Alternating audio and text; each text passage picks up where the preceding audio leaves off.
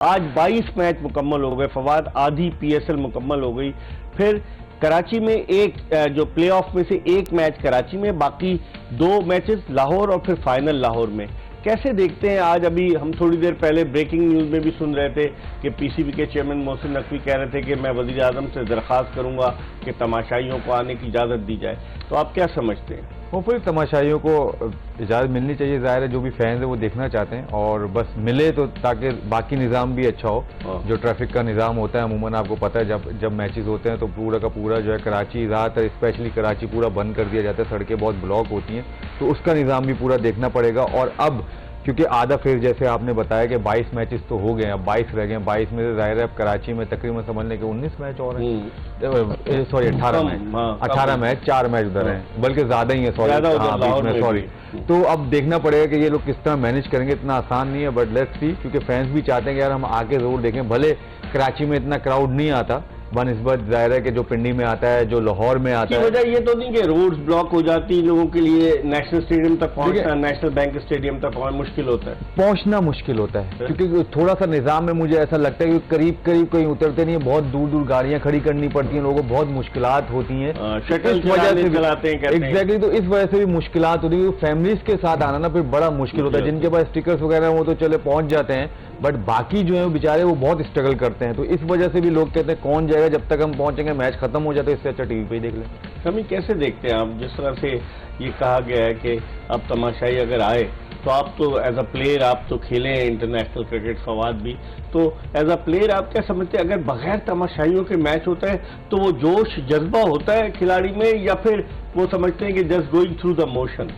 बिल्कुल इकबाल भाई, देखें क्राउड के आने से बड़ा हौसला मिलता है। और देखें जो भी प्लेयर हैं और जो भी है क्रिकेट आज जहाँ पे मौजूद है, ये सब इन्हीं की मोहब्बतों की वजह से ये लोग इतना मतलब अप्रिशिएट करते हैं, इतना बैक करते हैं प्लेयरों को, और क्रिकेट को मोहब्बत करने वाले लोग हैं, तो इससे बड़ा फर्क पड़ता है। देखें अभी पीएसएल का पीक है, लेकिन जिन हालात में ये पीएसएल हो रही है, होपफुली अब ये हालात अगर अच्छे होते जाएंगे और क्राउड आया तो आप देखिएगा पीएसएल का मैच दोबारा क्राउड आया। लेकिन आपसे तो कॉम्प्लीमेंट्री टिकट नहीं मांगते लोग, तो बड़े खुश हैं कि भाई क्राउड नहीं आ रहा, कॉम्प्लीमेंट्री टिकट नहीं मांगे जा रहे, वरना तो लोग अब की किसी ने पूछा ही नहीं। वरना क्या होता है कि टूर्नामेंट शुरू होने से पहले सुबह सवेरे वाला सुबह बखैर अल्लाह रसूल के नाम भेजना शुरू कर देते कि वो एक ग्राउंड बनाते कि फिर उसके बाद पीएसएल शुरू होगी तो मैचेस। लेकिन आप नहीं समझते कि जो मुफ्त के टिकट लेने वाले हैं, कॉम्प्लीमेंट्री टिकट, वो भी तो मुश्किल डालते हैं। फिर वो तो ज्यादा मुश्किल डालते हैं, वो जिनको है जाहिर है, जिनको मिलते हैं उनके लिए मुश्किल डालते हैं, हमें ना मिलते हैं तो ना हमें मुश्किल होती है। क्रिकेटर को कितने मिलते हैं? कुछ नहीं पता, हमें कभी नहीं मिला कुछ। आपको समझ? नहीं, मुझे भी कभी नहीं मिले। हैरत की बात है, आप दोनों पाकिस्तान के स्टार रहे हैं, अकेले आप लोगों को टिकट ही नहीं मिलते? नहीं, ये बुलाया नहीं जाता सर, पूछा नहीं जाता, तो टिकट तो बहुत दूर की बात है। ये बड़ी बात। पंजाब पे तो हर कोई पहुंच जाता है, लेकिन यहाँ के कभी ना टेस्ट मैच में ना वनडे में कभी नहीं पूछा गया। ये तो ये जाती है, इस पे यकीनन चेयरमैन पीसीबी को इस हवाले से नोटिस देना है, क्योंकि ये पाकिस्तान की सब कैप इन दोनों ने अपने सर पर सजाई। ये कितने खिलाड़ी हैं जो पाकिस्तान को रिप्रेजेंट कर चुके हैं? 230-35 टोटल।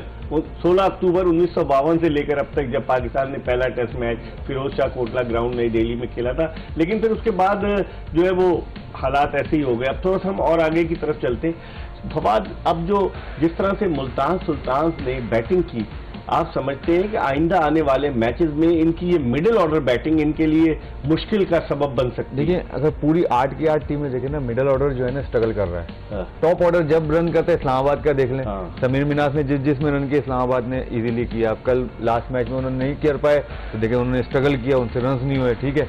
अब इसी तरह जल्मी में भी आ जाएं, अगर मेंडस और बाबर रन करेंगे तो ये 190 या 200 तक पहुंचेंगे। अदरवाइज ये दोनों जिस दिन आउट हुए तो आप इनकी भी बैटिंग देख ले, सेम लाइक ये इसमें मुल्तान में भी है कि इसमें उस पर खेलते हैं साहिबजादा, लेकिन साहिबजादा ज्यादा, क्योंकि साहिबजादा जो है उनका स्ट्राइक रेट बहुत अच्छा होता है, वो जब रन्स भी करते हैं और वो फिर लंबी बारी करते हैं जैसे मेंडस कर रहे हैं। अंधाधुन वो नहीं मारते, एग्जैक्टली, जहां का बॉल है वहां ही मारते हैं, और वो फिर लंबी, अगर वो 40 बॉल में खेलते हैं तो 80-85 रन करते हैं। तो स्ट्राइक रेट आप देखें ना कि किसी भी टीम के 7 ओवर में अगर 80 रन लगा हुआ है तो बाकी 13 ओवर में तो 100 रन या 110 रन 120 रन तो आराम से 200 रन तो इसलिए ईजी हो जाता है। तो जो भी टॉप ऑर्डर है उनका रन करना बहुत जरूरी है टीम के लिए, वरना इसी तरह स्ट्रगल होता रहेगा। हम बार बार यही बात कर रहे हैं कि जितना भी आप देखें जो स्कोर कार्ड आता है, जो बेस्ट बैट्समैनों में जो हैं सारे टॉप ऑर्डर बैट्समैन हैं, जो मिडिल ऑर्डर एग्जैक्टली, तो सारे ओपनर्स हैं, मिडिल ऑर्डर है ही नहीं। एक दो हसन नवाज के अलावा या एक दो और आप ले लो, शान मसूद थोड़ा सा है 30 करके वो भी पहुंचे हैं, तो मतलब कोई एक्स्ट्राऑर्डिनरी इनिंग्स वाला नहीं है जिसने मिडिल ऑर्डर में आगे कोई 70-75 कर दिया हो, तेज तराज 30-35 बॉलों में 40 बॉल।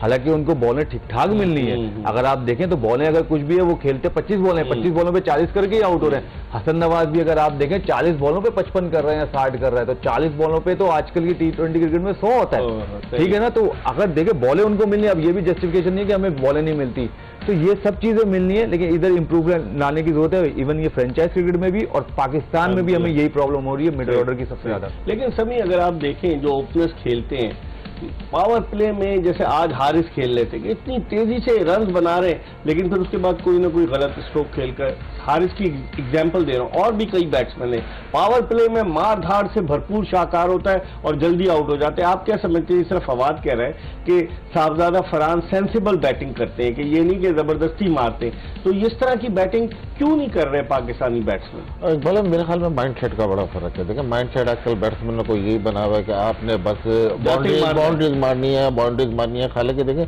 आप सिंगल डबल, आप एक चौका भी मारते हैं, एक छक्का भी मारते हैं, मतलब एवरेज के हिसाब से अगर आप देखें 8-10 रन की एवरेज से स्कोर होता है, तो वो आप गैप्स में भी ले सकते हैं, आप सिंगल डबल में भी ले सकते हैं। लेकिन ज्यादातर आप यंगस्टर देखें एरियल शॉट मार के कैच आउट हो रहे हैं, तो ये थोड़ा सा सोचना पड़ेगा हमारे को। और जहां तक आपने बात की, देखें जिसको बैट्समैन को स्टार्ट मिल जाता है बेसिकली, तो वो बड़े में नहीं कन्वर्ट कर रहा, बड़े स्कोर में, तो ये हमें यंगस्टर को सीखना पड़ेगा कि आपको जो भी स्टार्ट मिल रहा है, ताकि आपके वो जो परफॉर्मेंस आ रही है वो मजीद और निखर के आए। फवाद, आपकी क्या राय है कि जब आपको अच्छा स्टार्ट मिल रहा है, आपने पावर प्ले में इतने रन बना लिए और उसके बाद आप गलत स्ट्रोक खेल कर आउट हो जाए, तो टीम के लिए भी नुकसान है और आपके अपने लिए भी? इकबाल भाई, एज अ बैट्समैन शुरू के 20 रन ही मुश्किल होते हैं, उसके 20 रन के बाद कमांड आपके हाथ में, अब आप आउट हो गए, बॉलर आपको आउट नहीं करेगा।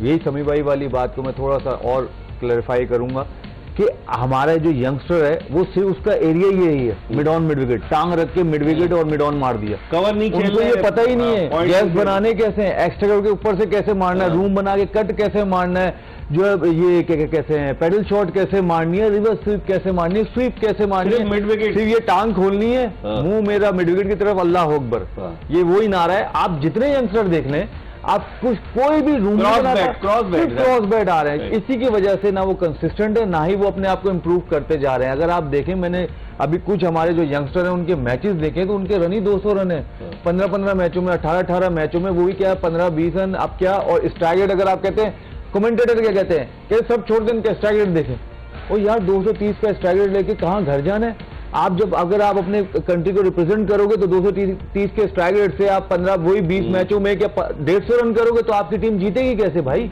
जीतेगी तो जब आपके 20 मैचों में कोई 300-400 रन के करीब होंगे आपके रन, जब जाके आपकी जीतेगी। वो लोअर मिडिल ऑर्डर की मैं बात करूं, मिडिल ऑर्डर की बात नहीं कर रहा हूं, उनके तो अगर 20 मैच हो तो एटलीस्ट 400 से ऊपर रन होने चाहिए। उर्दू कमेंटेटर कहते हैं, इंग्लिश कहते हैं स्ट्राइक रेट? भाई मिक्स ही है, स्ट्राइक रेट होता है, अब कभी कभी तो कुछ और भी बोल देते हैं उर्दू में भी, माशाल्लाह आजकल तो कमेंट्री भी ऐसी हो रही है कि अल्लाह। मोहम्मद यूसुफ ने एक चैनल पे बैठ के कहा ये कमेंट्री नहीं हो रही, कॉमेडी हो रही, जुगते हो रही है, जुगते। लेकिन क्या ये नवजोत सिंह सिद्धू से इंस्पायर हैं, जो वो अगर करते हैं तो देखिए सबका देखिए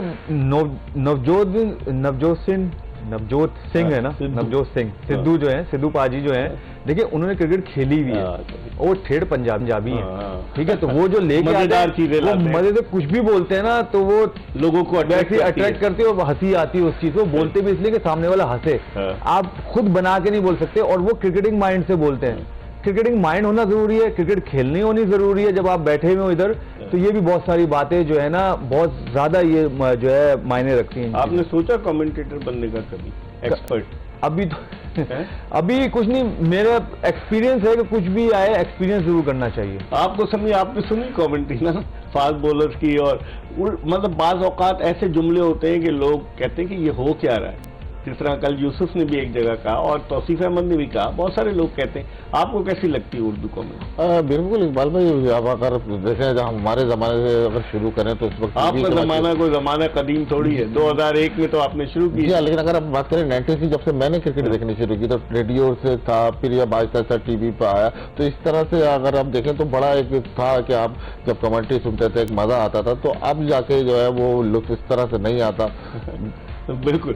फवाद, अब हम इस तरफ आते हैं कि सुफियान मुकीम जिस तरीके से वो परफॉर्म कर रहे हैं, पहले उसको ले गए, उसने टूर पे एक दो साउथ अफ्रीकन टूर पे भी उसने अच्छा परफॉर्म किया, फिर उसके बाद उसको भुला दिया गया।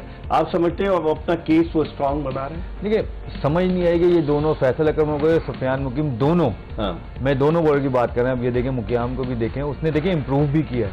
उसने, मेरे ख्याल से मुझे ऐसा लगता है जब ये खेला था तो शॉर्ट पिच बॉलें ज्यादा करता था, मुझे ऐसा लगता है। अब इसका अच्छा कंट्रोल है, जिसको कहते हैं कि इस तरह जो ना कंट्रोल करना बहुत मुश्किल होता है। तो ये इसके पास अब कंट्रोल एक्सपीरियंस भी आता है, जब आप खेलते हो कॉन्फिडेंस लेवल भी आपका ऊपर जाता है। ये जो है ना मिस्ट्री है कि अब तक के ये फैसल अकरम और सुफियान मुकीम में से, दोनों में से कोई एक भी, मैं एक ही बात नहीं कर, दोनों में से कोई एक अभी तक पाकिस्तान टीम के साथ क्यों नहीं है, मुझे समझ नहीं आता, वनडे और T20 में स्पेशली।